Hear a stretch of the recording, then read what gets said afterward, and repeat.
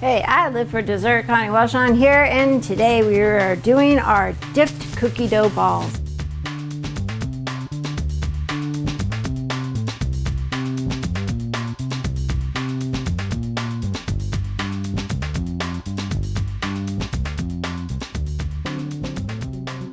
Get it started. You're gonna need 4 cups of all-purpose flour, baked ahead of time at 325 for 15 minutes, and if you are in a hurry, 375 for 5 minutes. Very important that you pre-bake it, because not only does it have bugs that will stay in your system, but it's also harder to digest if you are just trying to eat a raw flour and it doesn't taste all that great. And to scoop out your cookie dough, you're going to use a regular scooper. I like to use the medium scoopers because it's just the right size. It's not too big of a cookie dough ball. It's not too little. It's just the right size. You're going to do 3 tablespoons of oil. Now, this is the olive oil. You don't want to use the olive oil in your chocolates, but you do want to use it in your batch because it makes a really rich, nice flavor. And you're just going to kind of mix it all up in here. When you're done mixing this part, then you're going to add in your vanilla. 4 tablespoons. I like to cheat and use a bottle so that I can put my vanilla mix in there. I use a vanilla with a vanilla paste combination. We use Mexican vanilla because it has a nuttier taste and it takes a little bit of the sting out of the chocolate. Most chocolate has a little bit of bitter in it if it's a real chocolate, because it hasn't gotten all of those chemicals and it doesn't have a lot of milk or sugar in it. Our chocolate is our own blend. We like to use a 100% chocolate, a 75% and a 60% blend. So ours is going to have a little bit of a coffee note to it. And the vanilla helps take that down. If you don't want to spend the extra money on the vanilla, you can always sidestep it by going with the vanilla syrup. The vanilla syrup still has vanilla in it. It's not fake, but it costs a little bit less because it's not going to have all of the purities in it. So it's not going to be just a straight, strong vanilla that's been brewing, but it will still work and it'll not burn off if you cook it either.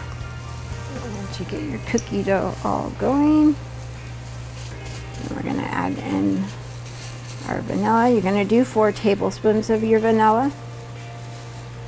If you're using the bottle, 2 pumps all the way down will be 1 tablespoon.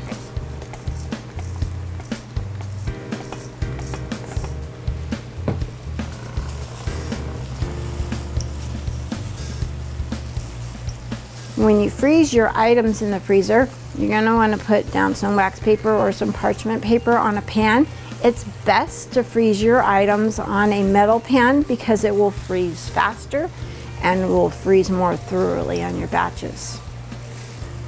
And the nice thing about the cookie dough is that it tends to help you get some aggravations out when you're just smushing it and mashing it, and you don't have to make a whole lot of dirty dishes. And if you decide that this is just way too much work for you, you can go to our website, www.ilivefordessert.com, click on the ship it, and we will ship it right out to you. We do ship all over the US and sometimes out of the country. Okay. So this one we made a little bit more moist than some of our other cookie doughs that you've seen in the past, because we need to mold it and we want it to freeze. So if you want it to freeze faster and easier, then you're going to want it to have a little more moisture, because that's what helps the freezing. To get your scooper, get it in there real good. So move all of this off of there.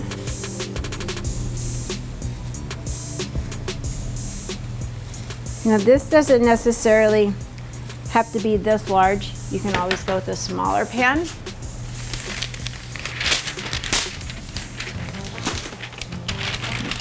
So you're going to start off with getting it round like this. You're going to push it in so you get a little bit of a cave. And you're going to stick your secret stuff in there. In this case, we're using a candy. Roll it back into a ball.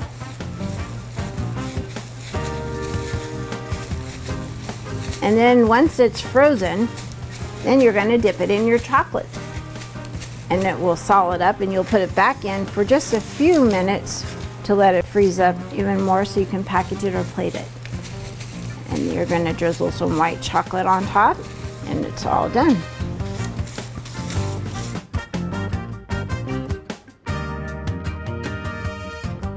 And welcome back. Now they're all chilled and they're ready to be dipped. You can use a big fork. I like to use this one so that I'm not getting it all over the place. So you just drop it in, kind of turn it a little bit. And because it's nice and chilled, it'll set on there real fast. Drizzle some of it off. Now this chocolate is just a little bit thinner than the fudge that we wrapped some of our other cookie doughs in because we want to dip it. You're not wrapping it this time. You're going to put it over here. When you do put it on your paper, it is going to leave what we call a footprint. It's going to make a little bit of a petal on the bottom so that it has something to sit on, and that's okay. It's not going to kill your recipe or anything. Your look will still be good. And you'll still see some of the chocolate bits in there. That is actually some of the cocoa nibs, and we actually like to keep that on there.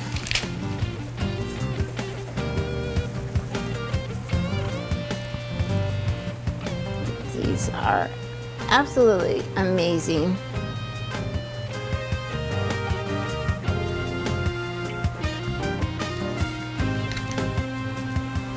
Pretty easy. And we're going to drizzle just a little bit of our white on there. We made this just a little bit thinner because this one we wanted to showcase some of the more authentic designs. And there you go. It's all done. Ready to eat in about 10 minutes. You'll pop it back in the freezer for about 5 minutes just to give another secondary freeze, and then you can chomp right into it.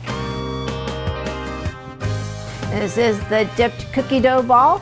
This is just right, a little bit in your palm. Your rolled cookie dough, chilled with a little secret center, dipped in our chocolate with some more chocolate drizzled on it. And you are ready to be the hostess with the mostest. We'll see you all on our next episode.